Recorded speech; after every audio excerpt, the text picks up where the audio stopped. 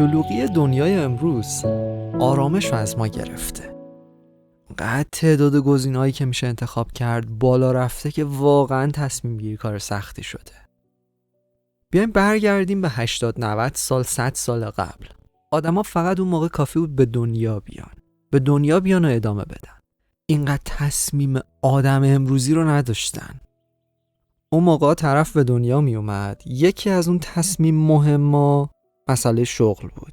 میگفتن خب شغل پدرش رو ادامه میده. تصمیم بعدی ازدواج بود. اونم که احتمالاً یا در لحظه تولد یا تو اون 2-3 سال اول پدر بزرگ مادر بزرگ براش انتخاب میکردن از دخترای فامیل یا از پسرای فامیل، یکی رو براش انتخاب میکردن و مسئله ازدواجش هم بسته شده بود. حالا میمون تصمیم بعدی، محل زندگیش، خونه دار شدنش. اونم که دیگه احتمالاً یه دونه از اتاقای خونه پدری بوده. واسه همین طرف کارش خیلی خیلی ساده بوده. بر همینه که میگم فقط کافی بود به دنیا بیاد و ادامه بده. حالا یه ذره مدرن تر شدیم. باز هم تلویزیون 3 تا شبکه داشت. از یه ساعت مشخصی هم برنامه‌اش قطع میشد. دوران کاست بود. انتخاب توی هر چیزی محدود بود و مثل الان اینقدر تنوع نبود. طرف میخواست ماشین انتخاب کنه، از بین 7-8 گزینه نهایتاً میتونست یه ماشین داشته باشه. حالا یه تصمیم ساده امروز مثل خرید یه پیراهن یا مانتو رو مثلا در نظر بگیرید.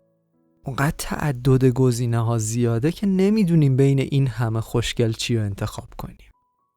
100 تا 50 تا 200 تا گزینه رو بررسی کردیم. بعد رسیدیم به 7 که حالا نمیتونیم ازشون دل بکنیم.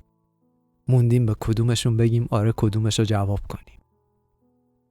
شاید اصلا از خرید منصرف بشیم. شاید هم هر 7 رو با هم بخریم. اگه 7 رو با هم نخریم انگاری حالمون خوب نیست. ماها امروز تمرکز توی تصمیم و انتخاب رو تا حد زیادی از دست دادیم. بعد چی کار میکنیم؟ هی پول بیشتر میخوایم تا بتونیم بیشتر تصمیم بگیریم.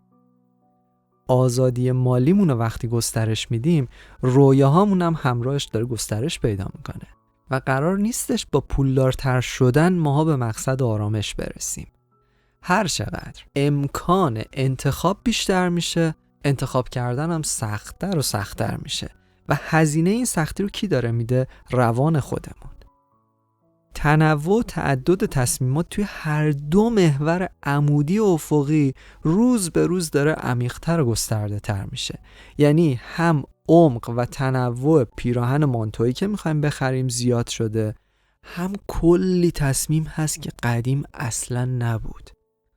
قدیم کسی دغدغه تصمیم چه گوشی بخرم، چه لپتاپی بخرم، چه اینترنتی بگیرم، چه VPNی بگیرم، به کدوم سرورش وصل بشم، کدوم اپلیکیشن رو نصب کنم، کدوم ماشین رو با بررسی 1001 قلم آپشناش بخرم، کدوم پیج رو فالو کنم، کدوم ویدیو رو ببینم تو اینستاگرام، کدوم رو نبینم و خیلی از این چیزای ریز و درشت دیگه اصلا قدیما نبود.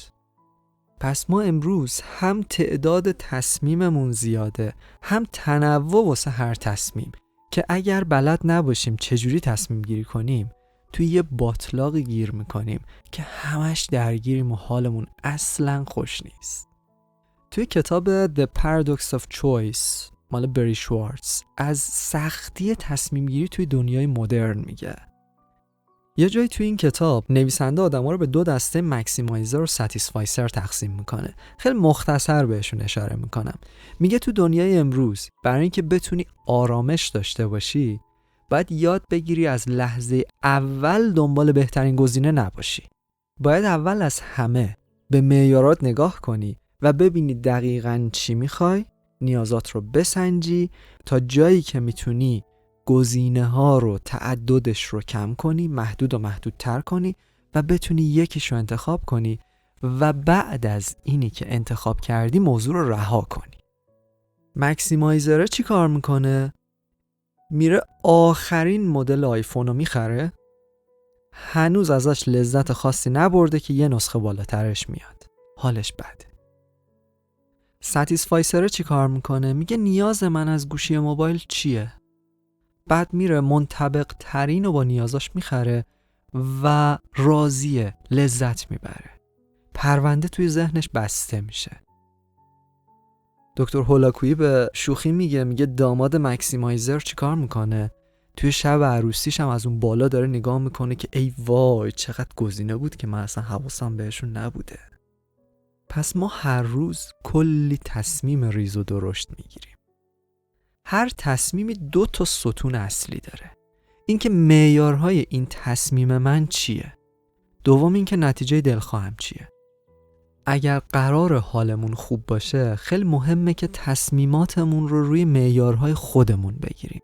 وقتی ما روی معیارهای خودمون تصمیم میگیریم نتیجه هم دلچسب میشه. یعنی ما یک سری تصمیم گرفتیم با یک سری نتایجی که به دست آوردیم که با شخصیت ما سازگاره. حالا ماها اگر حواسمون نباشه، اگر کاربلد نباشیم و معیارهای شخصی خودمون رو نداشته باشیم درگیر معیارهای اجتماعی میشیم. معیارهای اجتماعی میان جانشین معیارهای ما میشن و ما خودمون دقیق نمیدونیم داریم چی کار میکنیم. بعد از یه مدت به خودمون میایم میبینیم اصلا حالمون خوب نیست. به خاطر چی؟ به خاطر اینکه داریم نتایجی رو زندگی میکنیم که مال ما نیست. جامعه کار خودش رو خیلی خوب بلده. یه جوری القا میکنه که اگر در این استانداردها نباشی یه موجود ضعیف و به درد نخوری. یه قصه براتون بگم. میگن یه تختی بود گذاشته بودن ورودی آتن. آتن هم معروفه به شهر خوشبختی. آدما برای اینکه بتونن به شهر خوشبختی ورود کنن باید استاندارد میشدن و اون تخت اون معیار استاندارد شدن بود. آدما رو میخوابوندن روی این تخت که تک سایز هم بود. اگه بزرگتر بودی دست و پا رو میزدن، این ور اون ور رو میزدن، خلاصه میگفتن حالا اندازه شدی میتونی بری تو شهر خوشبختی. اگر هم طرف کوچیک‌تر بود یه وردنه روش میگرفتن، هی کشش میدادن تا بالاخره اندازه بشه و به استاندارد شهر خوشبختی بخوره. کاربرد این قصه توی زندگی همه ماها هستش. جنس این تخت هی داره عوض میشه. همون استانداردهایی که جامعه داره تحمیل میکنه، خانواده شاید داره تحمیل میکنه، دانشگاه، لباس، ساعت، ماشین، ازدواج، خونه، شغل، گوشی موبایل، 1001 قلم آیتمی که جامعه داره معیار میکنه.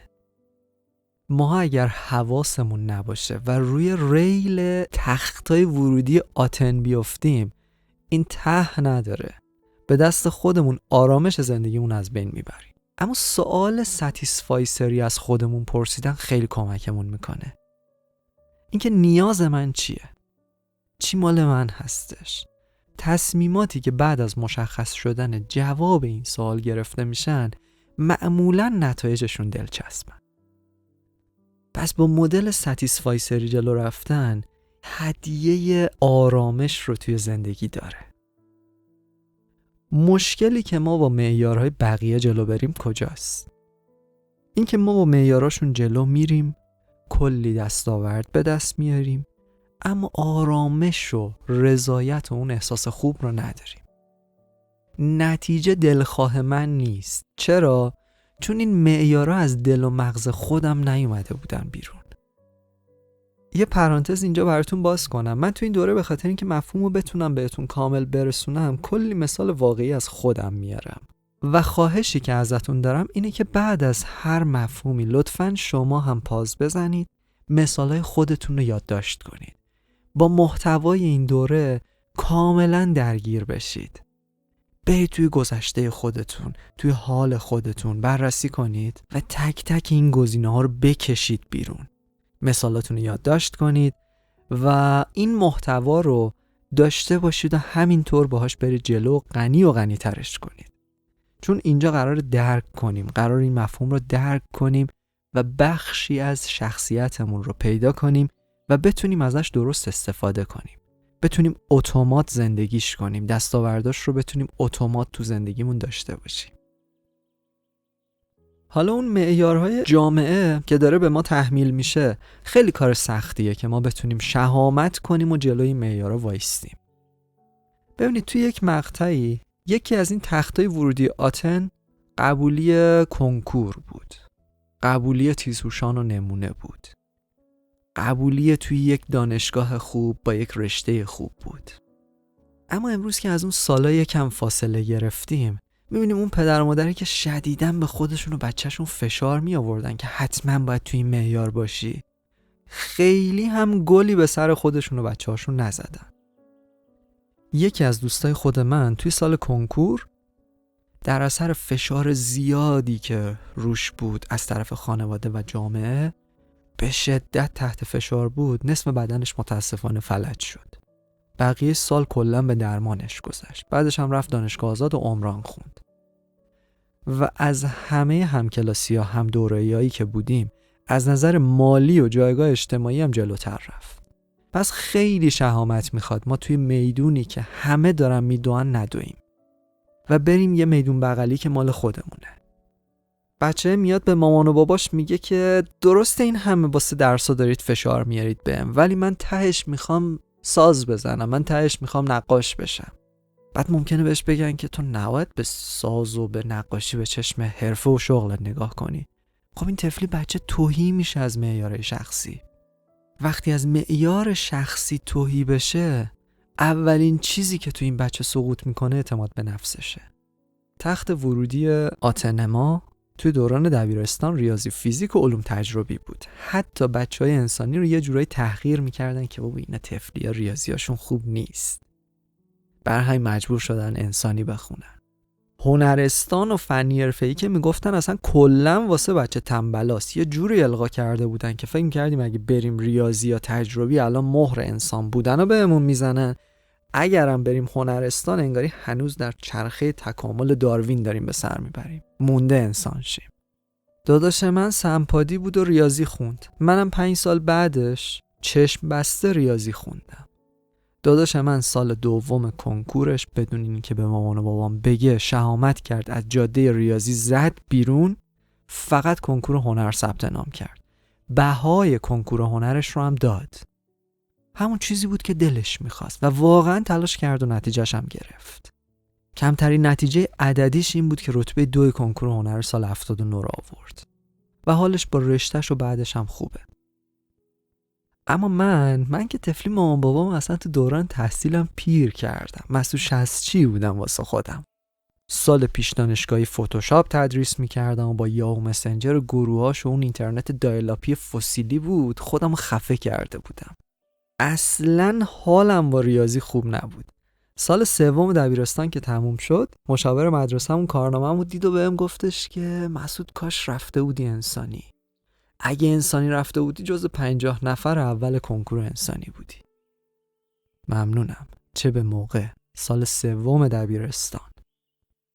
پس چی؟ ریاضی خوندن من اشتباهی بود و من توی یک مسیر اشتباهی بودم که باید پیش دانشگاهی رو هم ریاضی میخوندم. اینا رو یواش بهتون میگم. 3 ماه مونده بود به کنکور، یا آزمایشی شرکت کردم و درصدام مصممم کرد که سر کنکور ریاضی اصلا ظاهر نشم، از اون دور و بر به هیچ وجه رد نشم. فیزیک 4%، شیمی 11%، ریاضی هم یادم منفی زده بودم، اما عمومیام خوب بود. ولی واقعا من واسه ادامه ریاضی نبودم و خب به این عذاب پایان دادم و رفتم رشته زبان که آزاد باشم و بتونم ماجراجویی و یادگیری‌های خودم رو داشته باشم. تصمیم ریاضی رفتن داداشم و من روی معیارهای خودمون نبود. حتی اون مشاوری که توی مدرسه کارش این بود که من رو هدایت کنه، من رو استعدادیابی کنه و من رو بفرسته به یک جایی که مال خودم هست، اون بنده خدا هم یه کارمندی بود که مبتلا بود به حقوق ماهیانه. اون آدم هم چیزی جز فرهنگی بودن رو ندیده بود. برای همین کسی که یک دید خیلی محدودی داره چجوری میتونه از عالم بیرون از اون دید خودش تعریف کنه و بتونه درست و دقیق حرف بزنه؟ نسیم طالب، یه اقتصاددان خیلی مطرحه، میگه 2 اعتیاد فاجعه آمیز قرن هروئین و حقوق ماهیانه است. اونی که اعتیاد به حقوق ماهیانه داره چجوری میتونه یه مشاوره پخته‌ای در رابطه با عالم استارتاپ و کسب و کارهای نو بده؟ پس ماها اگر بلد نباشیم معیارهای خودمون رو کشف کنیم، مجبور میشیم معیارهای دیگران رو زندگی کنیم و یه روزی به خودمون میایم و میبینیم حالمون اصلاً با مسیری که توش هستیم خوب نیست. دیگه یه قدم هم رو به جلو نمیتونیم برداریم. فقط خدا کنه اون روز شهامت تغییر یا اصلاح مسیرمون رو داشته باشیم، انرژی بهبود مسیرمون رو داشته باشیم. اون تیزهوشان نمونه و کنکور بود. حتی پدر و مادرام خیلی وقتا متاسفانه روی این تختای ورودی آتن میافتن، درگیر یک سری معیارهای تحمیلی میشن. مامانه میره یه جلسه انجمن اولیا، یهو میبینه که 10 تا مامان دیگه بچه‌هاشون رو میفرستن کلاس موسیقی پیش فلان استاد. یهو شاید معیار بقیه بیاد روی روان این آدم هم تحمیل بشه، بگه حتما یه چیز خیلی خوبه، منم باید بفرستم بچه‌مو. حالا این بچه اصلا هیچ علاقه‌ای شاید به موسیقی نداشته باشه. من موافق تست کردن مهارت‌های مختلف، جاهای مختلف برای اینکه آدم استعدادش رو پیدا کنه کاملا هستم، چون خودم هم این مدلی زندگی کردم. اما بعد از اینی که فهمیدیم فلان چیز واسه کسی نیست، تحمیلش اصلا موافقش نیستم. به خاطر اینکه جامعه یک سری استاندارد بسته به هر شرایطی داره تحمیل میکنه. این که میگه بچه استاندارد بچه‌ایه که مثلا بلد ساز بزنه، بچه استاندارد بچه‌ایه که بلد انگلیسی حرف بزنه، بچه استاندارد بچه‌ایه که بلد 3 تا زبان حرف بزنه. و اگر تو اینا رو بلد نیستی پس استاندارد نیستی. ماها خوب تخت آتنمون رو فردی بسازیم یا تو محیط خانوادگی خودمون بسازیم، از بیرون کمک بگیریم، یه چشمانداز درست داشته باشیم، ولی هی نیفتیم رو تخت آتنای بقیه. چند وقت پیش یکی از دوستام که خب فقط سلام علیکی با هم هستیم و اینا، به هم زنگ زد، گفت مسعود واسه یادگیری زبان بچه‌مون باید چی کار کنیم؟ نمیخوام دیر بشه خدایی نکرده، چه پکیجایی براش بخریم؟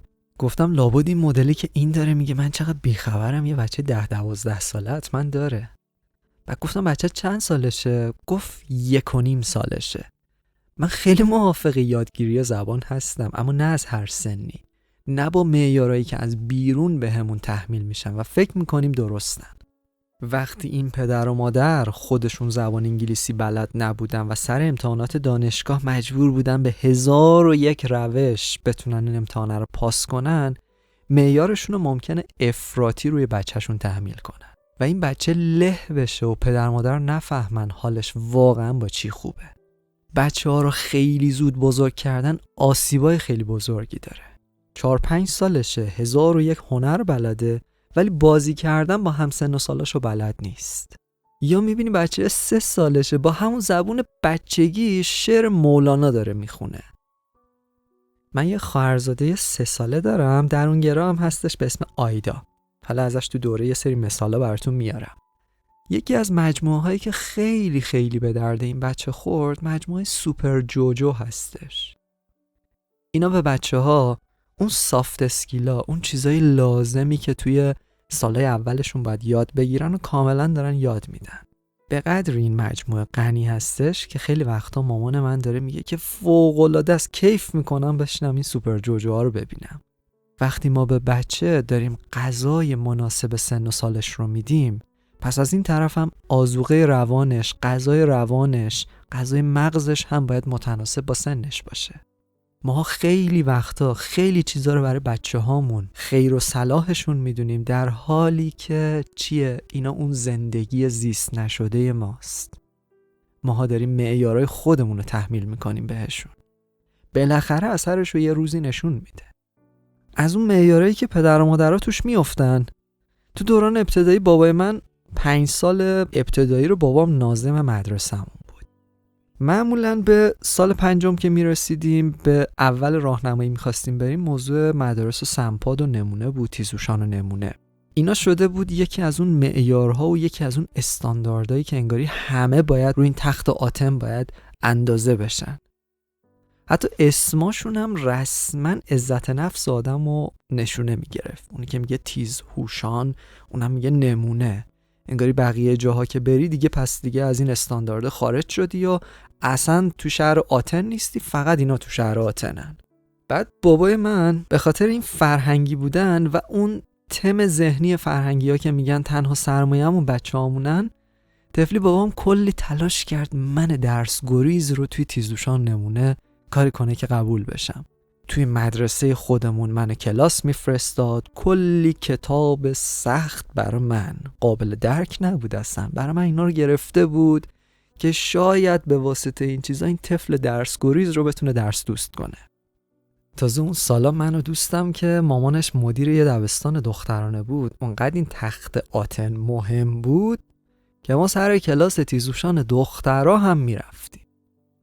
البته دوستم قبول شد ولی خب من قبول بشو نبودم. من از اول دبستان عاشق الکترونیک و فروختن چیزایی که درست میکردم بودم. خدا رحمت کنه پدر بزرگم رو. با پدر بزرگم هر هفته میرفتیم جمعه بازار رو بین وسایل اسقاطی و کلی برد الکترونیکی ضبط و تلویزیون و اینجور چیزا کمکم میکرد یه وسیله‌ای بخرم. کلی موتور ضبط صوت خریده بودم و خلاصه می اومدم اینا رو تو قوطی فیلم عکاسی میذاشتم، 2 باتری هم دورش چسب میزدم، یه پرم بیرون براش میذاشتم. توی مسجدای نزدیک خونمون وقتی که هوا گرم بود میرفتم اینا رو به عنوان پنکه به بچه‌ها میفروختم. می اومدم LED های چشمک زن ساده و قلبی میساختم، روی دوچرخه کوچولو داشتم، رو نصب میکردم، میذاشتم هوا تاریک بشه، بعد برم تو کوچه‌مون دلبری کنم و خلاصه یه سری سفارشم بگیرم. حالا به نظر شما این بچه میتونست تیزوشان قبول بشه؟ خوشبختی اصلی من کجا بود؟ این که وقتی توی تیزوشان نمونه قبول نشدم، در حالی که یک خواهر و یک برادری رو دارم که اینا جفتشون هم تیزوشان قبول می شدن هم نمونه قبول می شدن و انتخاب می کردن کدومشو برن. این موضوع توی خونه بد ترجمه نشد.